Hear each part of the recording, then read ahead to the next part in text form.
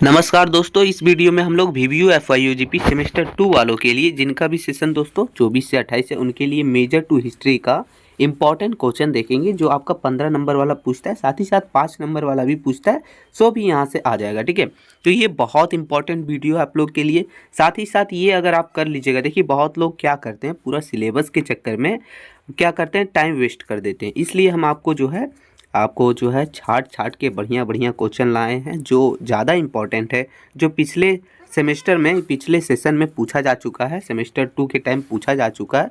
वैसा वैसा क्वेश्चन लाए हैं ताकि आपका जो है टाइम भी वेस्ट ना हो और अच्छे से तैयारी हो सके। ठीक है, तो चलिए शुरू करते हैं, एक एक करके समझेंगे। इससे पहले आप सिलेबस जरूर देख लीजिएगा, सिलेबस नहीं देखे हैं तो। ठीक है, तो पहला क्वेश्चन हो जाता है कि सतवाहनों की उपलब्धियों का वर्णन कीजिए। जो सतवाहन थे उनकी जो जो उपलब्धियां थी, ठीक है, उनका वर्णन करना, ये मोस्ट इंपॉर्टेंट क्वेश्चन है और कई बार पूछा भी जा चुका और पूछा जा सकता है। ठीक है, दूसरा हो गया कुषाण वंश के उदय और उपलब्धियों की वर्णन कीजिए।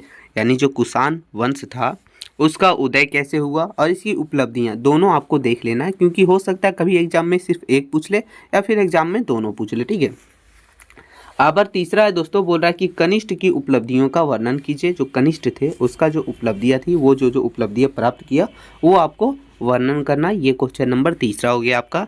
आगे हम लोग क्वेश्चन नंबर चौथा की ओर चलेंगे मित्रों। क्वेश्चन नंबर चौथा है, बोल रहा है कि चंद्रगुप्त प्रथम, ठीक है, चंद्रगुप्त प्रथम के जीवन परिचय एवं उपलब्धियों का वर्णन कीजिए। देखिए जितने भी नाम दिए गए हैं सबका आपको थोड़ा सा उनका डिटेल पढ़ लेना है और उसका उपलब्धियां पढ़ लेना है, उनका योगदान पढ़ लेना है। ये सब चीज़ें पढ़ लीजिएगा तो आपका आंसर जो है इजीली बन जाएगा और यही सब ज़्यादा पूछा जाता है मेजर 2 में। ठीक है, तो दोस्तों अच्छे से आपको कर ही लेना है और आपको करवाया भी जाएगा। ठीक है, आगे हम लोग का क्वेश्चन नंबर 5वां है मित्रों। बोल रहा है कि चंद्रगुप्त द्वितीय यानी सेकेंड, ठीक है, चंद्रगुप्त द्वितीय की उपलब्धियों का वर्णन कीजिए। वो प्रथम था, ये द्वितीय था। ठीक है, तो ऐसा भी भाग में बांटा गया है, ये अलग अलग है। ठीक है, छठा है, बोल रहा है समुद्रगुप्त को भारत का नेपोलियन क्यों कहा जाता है, वर्णन करें। ये मोस्ट इंपॉर्टेंट क्वेश्चन है, ये ले लीजिए आप, मोस्ट इंपॉर्टेंट यानी VVI के तौर पर इसको हर हाल में आपको करके जाना ही है, क्योंकि ये जो है आपका या तो 5 नंबर में पूछ ले या तो आपको 15 नंबर में पूछ ले, लेकिन पूछ ही लेगा। ठीक है, तो ये आपको हर हाल में क्लियर कर लेना है कि समुद्रगुप्त को भारत का नेपोलियन क्यों कहा जाता है, तो पूरा डिटेल में आपको पढ़ लेना है। आगे क्वेश्चन नंबर 7वां है दोस्तों। बोल रहा है कि समुद्रगुप्त जो है उसकी उपलब्धियों का वर्णन कीजिए। तो ये भी मोस्ट इंपॉर्टेंट क्वेश्चन है। ठीक है, ये भी ध्यान रखिएगा। आगे हम लोग क्वेश्चन नंबर 8वां देखेंगे। बोल रहा है कि गुप्तकालीन सामाजिक एवं सांस्कृतिक स्थितियों पर प्रकाश डालिए।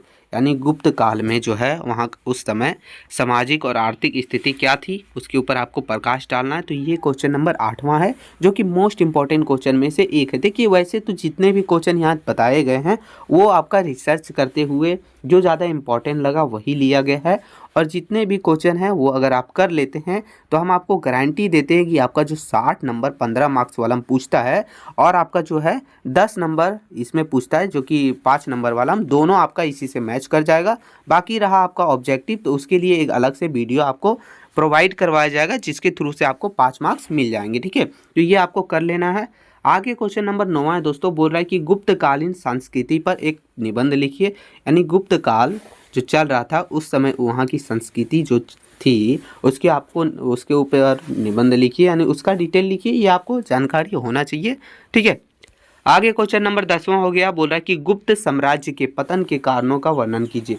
जो गुप्त साम्राज्य है उसका पतन कैसे हुआ, उसका बर्बादी या फिर उसका पतन की जो भी हुआ, जैसे भी पतन हुआ, उन कौन कौन से कारण थे पतन होने के, वो आपको लिखना है। तो ये क्वेश्चन नंबर 10वां हो गया। ठीक है, आगे क्वेश्चन नंबर 11वां की ओर चलेंगे मित्रों। तो एक क्वेश्चन नंबर 11वां है, बोला कि हर्षवर्धन के जीवनी, उपलब्धियां और विजय का वर्णन कीजिए। देखिए ये क्वेश्चन 3-3 बन सकता है, ठीक है, लेकिन हमने एक ही में ले लिया क्योंकि आपको तीनों चीज़ क्लियर कर लेना। पहला इसका जीवनी भी क्लियर कर लीजिएगा, इसकी उपलब्धियां भी क्लियर कर लीजिएगा और साथ ही साथ इसका विजय का बारे में आपको भी पढ़ लेना है। तो ये तीनों चीज़ आपको क्लियर होना चाहिए क्योंकि कई बार पूछा जाता है। और ध्यान रखिएगा हर्षवर्धन की जगह पर कभी कभी हर्ष ही बोला जाता है। ठीक है, तो ये भी ध्यान रखिएगा।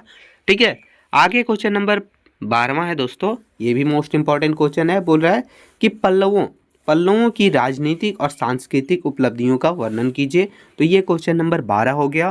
क्वेश्चन नंबर 12 भी मोस्ट इंपॉर्टेंट है, आपको कर ही लेना है।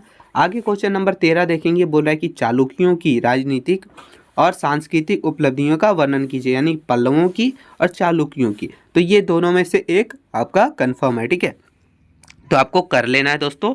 अब यही हमने सिर्फ 13 ही क्वेश्चन लिया, ज़्यादा नहीं लिया है। तो यही 13 क्वेश्चन अगर आप कर लेते हैं तो आपका पूरा समझ लीजिए आपका मेजर 2 कंप्लीट हो जाएगा। रहा ऑब्जेक्टिव, तो देखिए ऑब्जेक्टिव भी जो है ना यही सब के बीच में आता है। आप पूछ ले चालुक्य के बारे में, उसका कुछ, तो देखिए छोटा छोटा डाटा पूछता है। तो अगर आप लॉन्ग टाइप वाला अच्छे से कीजिएगा तो ऑब्जेक्टिव भी क्लियर हो जाता है। लेकिन हम उसके ऊपर भी जो ऑब्जेक्टिव के लिए भी एक पर्सनल जो है उसके लिए एक सिर्फ ऑब्जेक्टिव के लिए एक वीडियो लाएंगे, जिसके थ्रू से आपका 5 नंबर आपको कंफर्म दिलवा के ही जाएंगे।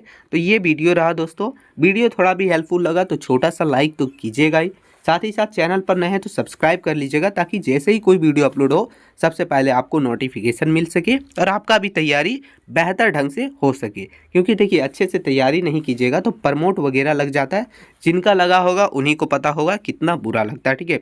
तो यही था वीडियो, मिलते हैं नई वीडियो में, तब तक के लिए जय हिंद मित्रों।